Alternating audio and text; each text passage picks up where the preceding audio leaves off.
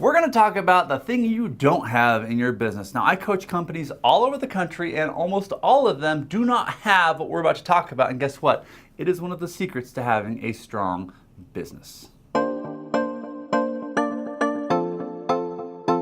Hey everybody, my name is Eddie Hood. I am the CEO of IgniteSpot Outsourced Accounting, and today we're going to be talking about the missing link in your company. Now, if you have this, pat yourself on the back and move on to the next video on our channel. You don't need to watch this. Well, you might need to, because we're going to give you some points on how to improve it.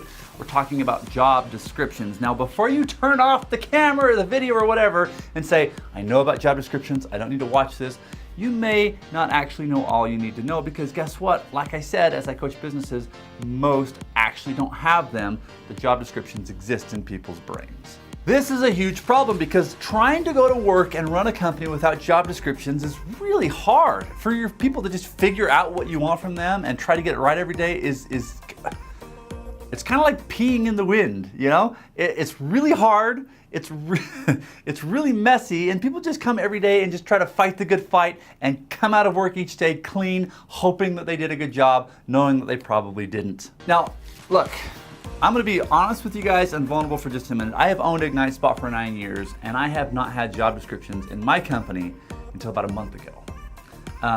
I can sit here in this chair and tell you all day long that you should be doing these things, but I don't always do them myself. These are things that we should be doing as business owners. And I sat back and I was watching my staff, and I have honestly tried to lead them the best that I could, but I have left them to their own devices for the most part to figure out what I want and to try and make the world work. And that is a really, really bad way to run a business. I've taken the time to write my job descriptions now, and I want to share with you what I've learned. Somewhat ashamed that I didn't do this 9 years ago, but grateful that I have them now. Look, the reason why we don't want to write job descriptions is because it's administrative work. It's the fact of sitting down and writing things. It's like going back to high school and having to write that 50-page report on Hammurabi's code or something. Like, you just don't want to do it, right? But you've got to. And this is what I learned. There are 4 areas that I designed in my job descriptions that have really made them come alive for me and kept them simple and concise and useful to myself and my staff. So the first part of the job description that I found helpful was to actually create a summary of the job. Just make it 1 paragraph, something short and very concise. Try to cut out all of the fluff and all the extra words and just say, this job is about doing this thing, okay? And keep it at that. It doesn't have to be 7 paragraphs long. Keep it short. Number 2, I find is very, very helpful. This is where I defined the 3 key objectives of each job description. So instead of sitting down and thinking, what are the 10,000 things this person should do? And I got to sit down and figure it out and list out all of them step by step so they know exactly what I want at all times.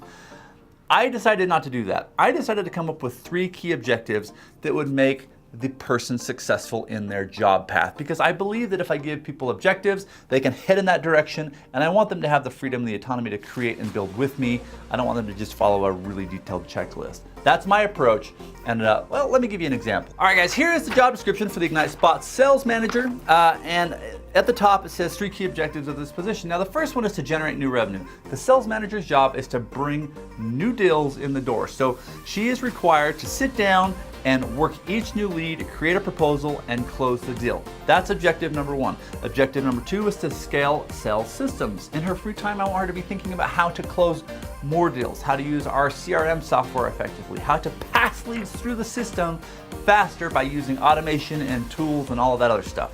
Number 3 is to forecast her sales goals. Each and every day, I want her to make sure that the management team here at IgniteSpot always knows how big the pipe is and what's coming down that pipe, so that we can be prepared with recruiting and training and the like. Anything outside of those 3 key objectives, I don't want her doing. It's not her job, but if she focuses on those 3 things, that becomes a really valuable player on my team. Next on the job description, the 3rd section is to define how they know when they're failing. Now, most job descriptions don't have this. I added this and I really, really like it. Let me stick with this sales manager position and show you what I mean.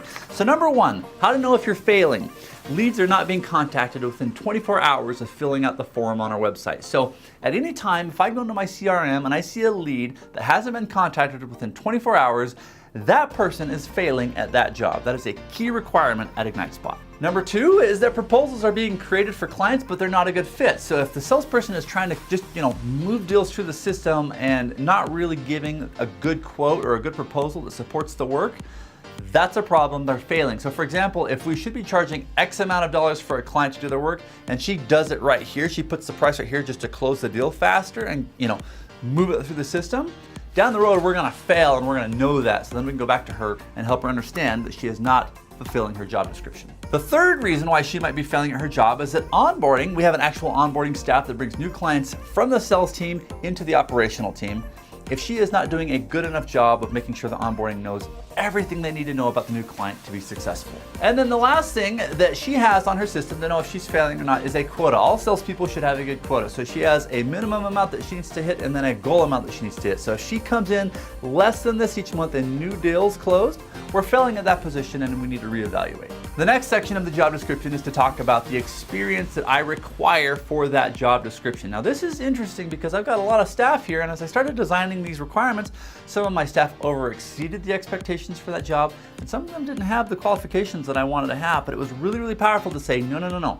For this job description, you have to have this many years of experience, this certification, and so on. Once you lay all of that out, you can hold that up to your existing staff and say, do you have these qualifications? If not, you got to get them quick, or you might need to be downshifted into a position below you until you can raise yourself up. Last thing on the job description, guys, that I found very valuable is to define who manages this person and who this person manages. So this is the accountability section that I like to have on this report.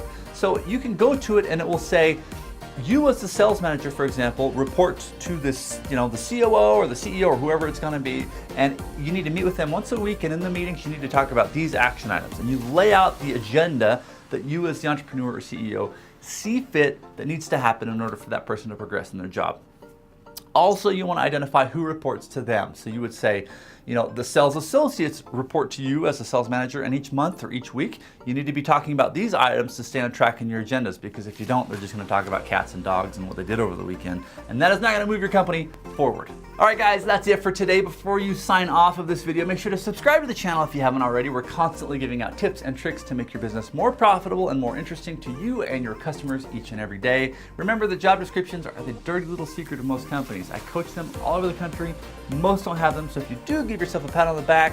But remember to take these tips and improve them each and every day. If you don't have them, take a day or two off and start writing these job descriptions. Until next time, guys, have fun growing your businesses and stay profitable.